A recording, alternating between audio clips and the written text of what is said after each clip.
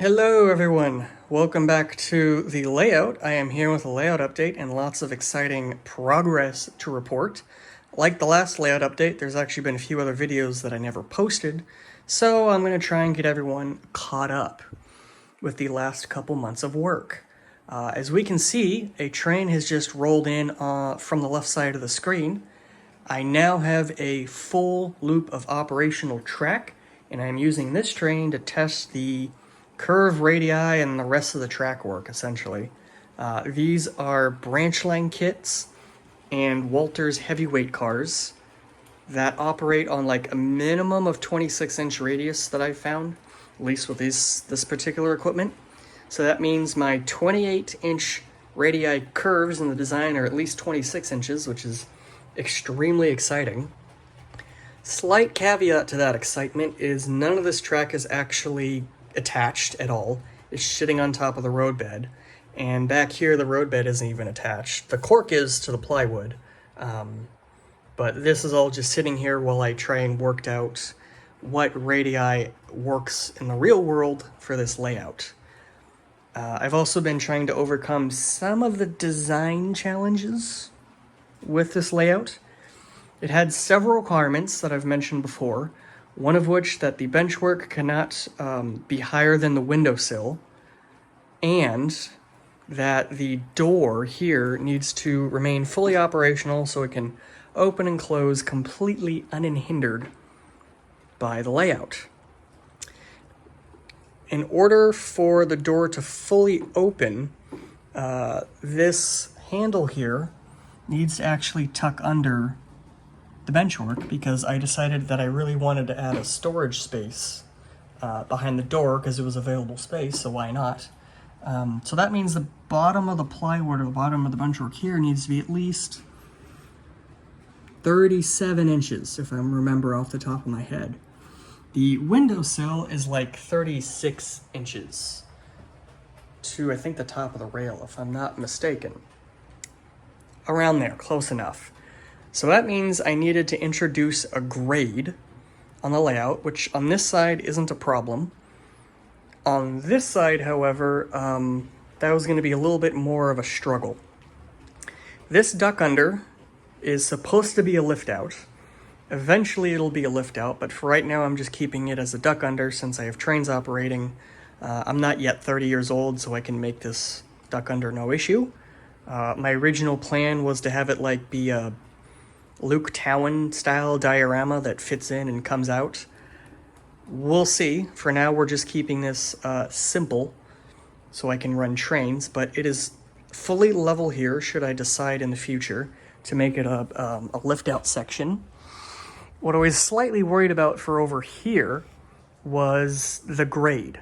So from the switch to the end of the benchwork is actually 40 inches, and I only needed to gain an inch of elevation, which, according to my terrible math, is about a 2-ish% grade.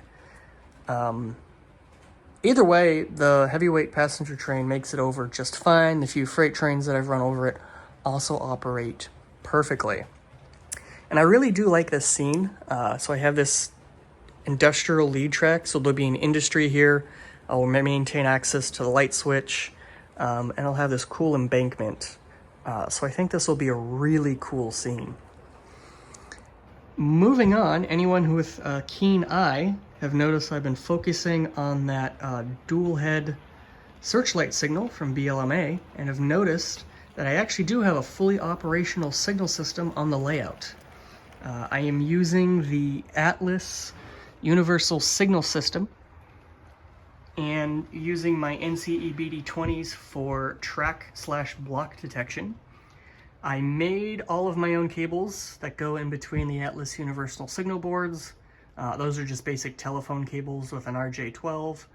And then I also made my own signal interconnection cables, which actually Atlas does have a manual on how to make those. If anyone is interested, I could make a very detailed video on how the Atlas signal system works now that I've installed it on my layout. It does not interact or integrate with JMRI at all, but it is a very, very capable system. You just need a lot of wires. which I like wiring, so I didn't really mind. Coming up over here on the back left section, we can see I'm probably going to have a street running section, sort of. I already knew this when I designed it on the computer, but this area is really hard to get to for switching. Like, I'm very much on the edge of the benchwork, and if I'm in the wrong place, I'll like knock into the signal.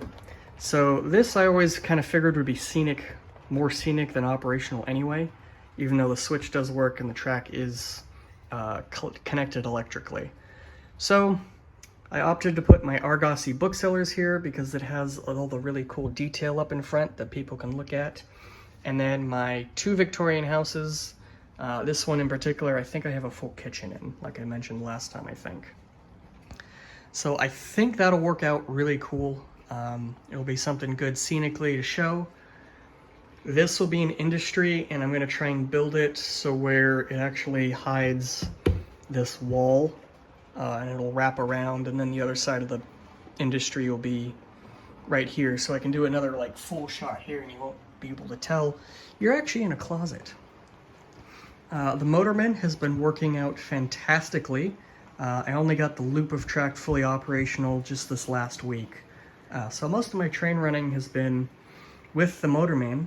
I did physically move it from over here where you saw it in the last update to over here on the other side of the peninsula. That's where most of the electrical stuff is. I did get the little extra switch panel they sell, so I can go from Motorman off and normal. That's a really cool little kit setup. I did buy a second one, which I let the blue smoke out of, which is sad. Hopefully they're going to be able to fix it and then return it. We'll see what happens. Coming back here, not terribly much has changed. I've just kind of committed to what I said I was going to do. So I actually do have this building here, and I just temporarily wired up the lights so I can do some night running. The yard is now fully in place. The feeders are hooked up to electrical. The switches are all connected to the tortoise and also wired up for operation. One change I did with the track blocks is originally the main line and the siding were all each a single block. I've split them in half, so I can do the 4, I think it's a three block system.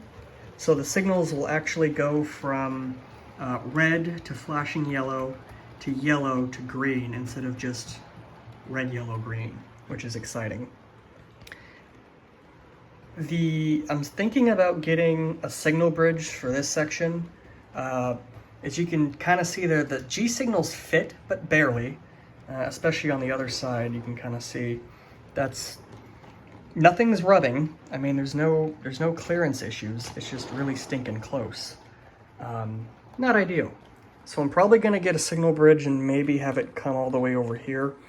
Another issue I found with these Atlas G scale signals, G scale, HO G head type signals, is they're actually, I don't know if they have a mold issue or whatever, but they're actually not straight. They're kind of bent out of shape and slightly cattywampus. I can kind of make it work here, especially since I have this like gradual bend in the track, so it kind of makes it work.